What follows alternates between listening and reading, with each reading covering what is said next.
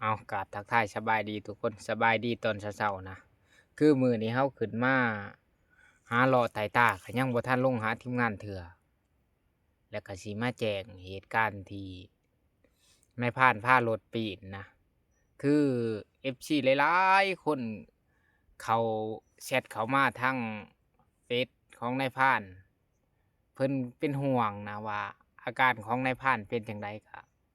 คืออาการของนายพรานก็ บ่เจ็บปานใดทุกคน คือทุกคนเห็นนั่นแหละในคลิปเป่าสัญญา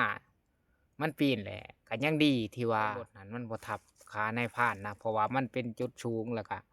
สาเหตุที่มันปีนนี่คือรถมันขึ้นหินแล้วก็เฮาเอาบ่ทันนะหลังจากมันปีนแล้วก็นายพรานก็มืดมัวตานะปวดขี้ปวดหายคือเพิ่นว่าผู้เฒ่าผู้แก่เพิ่นว่าแหละ พ่ายกลุ่มเนาะแล้วก็หลังจากนั้นก็นายพรานนอนพักผ่อนเฮาไข้แหน่แล้วก็เดินทางต่อและสุดท้ายนี่ก็ขอขอบใจ FC ทุกๆคนที่ว่าเป็นห่วงแล้วก็ถามอาการของนายพรานนะขอบใจทุกคน